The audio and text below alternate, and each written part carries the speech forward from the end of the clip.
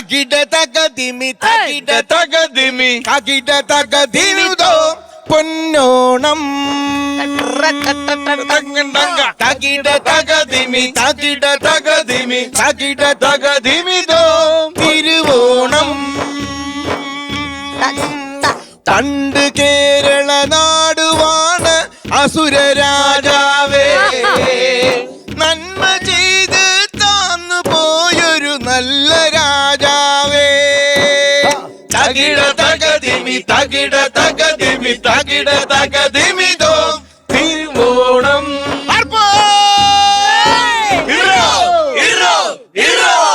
അപ്പൊ യൂസഫക്ക ഇവര് ടീമായിട്ട് കളി തുടങ്ങിയിട്ടുണ്ട്. അപ്പൊ ഈ പാരഡി നിങ്ങള് ഓപ്പോസിറ്റ് നിന്ന് ടിൻചേട്ട എന്തൊരു ഉഷാറില്ലാത്ത അവന് റാപ്പിന്റെ ആളാ, അതുകൊണ്ടാ. റാപ്പല്ല, ഞാനൊരു കാര്യം ചെയ്യാം. നിങ്ങളുടെ ഒരു ഊർജ്ജസ്വലമില്ലായ്മ കണ്ട് ഞാൻ നിങ്ങളുടെ ടീമിലേക്ക് രണ്ടുപേരെ അങ്ങ് തന്നേക്കാം. അതും കിഡിലോസ്കി കിഡിലമായ രണ്ടുപേരും. നമുക്ക് അവിടെ ഒരു ഓവർ ഡോസ് ആയിട്ട് നമുക്ക് മാർട്ടിൻ ചേട്ടനെയും പ്രതിഭയും അപ്പം ഇവിടെ നമ്മളൊരു പാരഡി കോമ്പറ്റീഷൻ നടത്താൻ പോവാണ്. മാർട്ടിൻ ചേട്ടാ പ്രതിഭട്ട കളറാക്കാൻ ഇങ്ങ് പോന്നേ.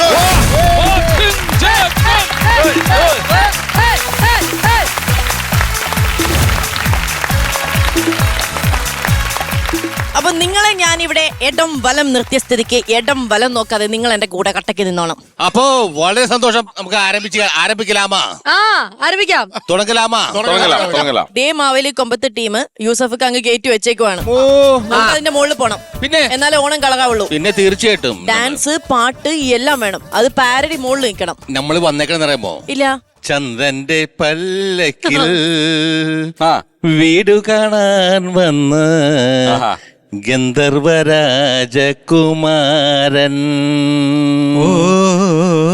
അസ്പര രാജകുമാരി.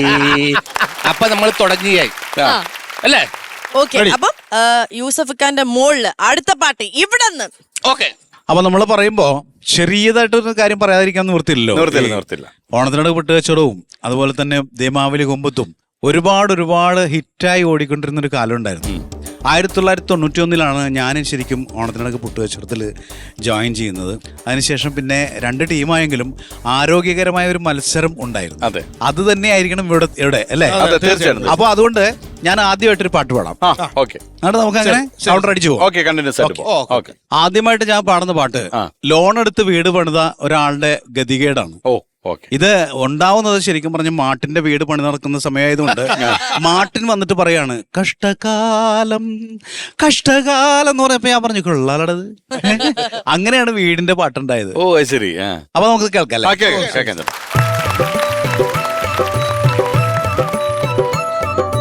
വീടു പണിയുവാൻ ലോണിനായി ബാങ്കിൽ നിരങ്ങി ഞാൻ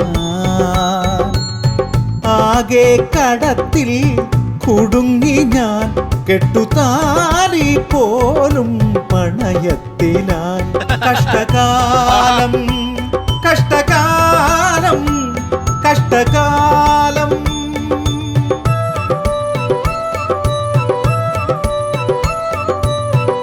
അഞ്ചാറു ലോഡു കല്ലിറക്കി റോഡരികിൽ യൂണിയൻകാരുമായൊടക്കി കമ്പിയും സിമന്റും കടം വാങ്ങിയടിച്ചു ചരലിനു വേണ്ടി ഞാൻ അലഞ്ഞു. പണി ചെയ്യാൻ മടിയുള്ള പണിക്കാരെ തന്നെ ദൈവം എനിക്കു തന്നു നീണ്ട 4 കൊല്ലമീ പണിക്കാരു പണിതിട്ടും വീടിന്റെ തറ പോലും ഉയർന്നിട്ടില്ല.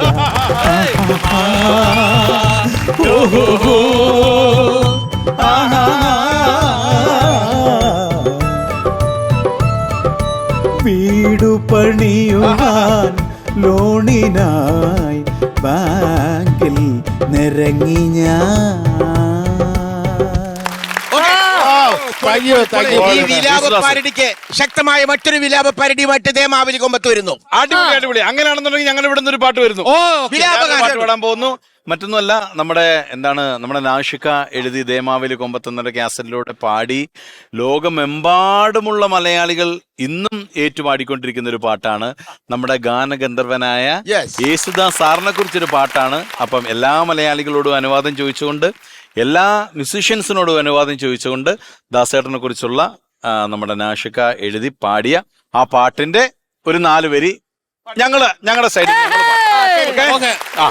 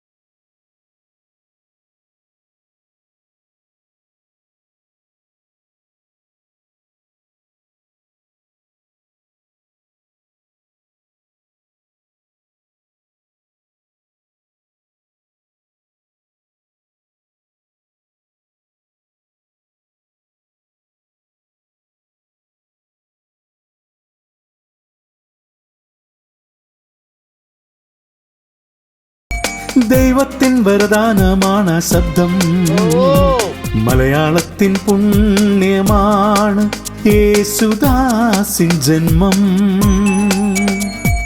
നിത്യം നമ്മൾ കേട്ടിടും ആ ശബ്ദം.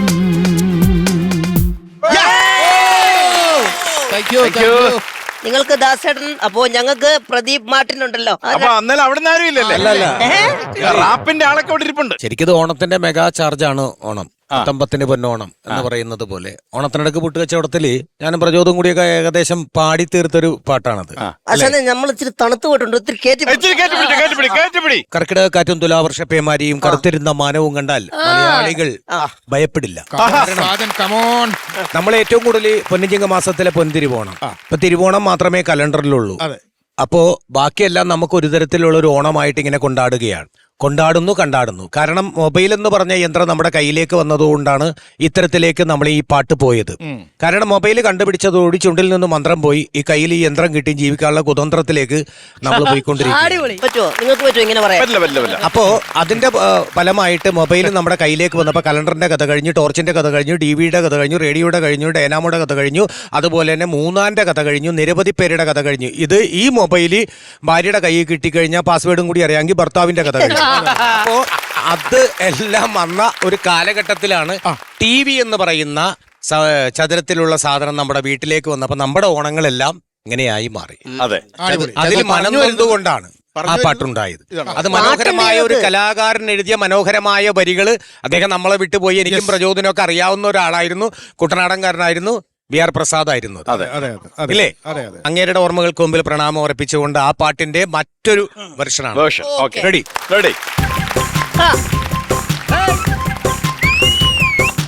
ഓണംകളി, വള്ളംകളി, പെണ്ണുങ്ങട തൊങ്കിക്കളി, നാടൻകളി, നാട്ടിൽ കളി കാണാനില്ലിന്നിപ്പോൾ ജാതിക്കളി, പാർട്ടിക്കളി, ഒരു മാതൃനാശക്കളി, അങ്ങടുതല്ലി ഇങ്ങടുതല്ലായി. നാട്ടിലൂഞ്ഞാലാട്ടമില്ല, വീട്ടിലോണത്തിനൂണുമില്ല, ഇന്ന് പൂക്കളം തീർക്കലും മാർപ്പുവിളികളും TVയിൽ മാത്രമായി. ഓണംകളി, വള്ളംകളി, പെണ്ണുങ്ങട തൊങ്കിക്കളി, നാടൻകളി, നാട്ടിൽ കളി കാണാനില്ലിന്നിപ്പോൾ ജാതിക്കളി, പാർട്ടിക്കളി, ഒരു മാതൃനാശക്കളി, അങ്ങടുതല്ലി ഇങ്ങടുതല്ലായി.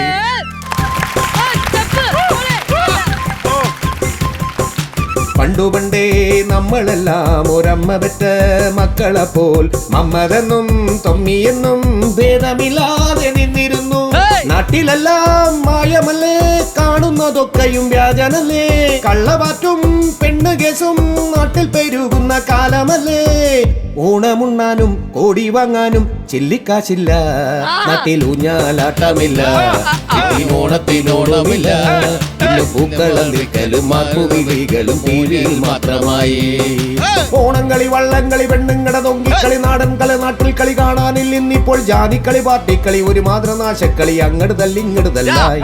നാട്ടിലൂഞ്ഞാലാട്ടമില്ല പിന്നെ ഓണത്തിനോടുമില്ല ഇന്ന് പൂക്കളം തീർക്കലും മാർപ്പുവിളിക്കലും ടി വിയിൽ മാത്രമായി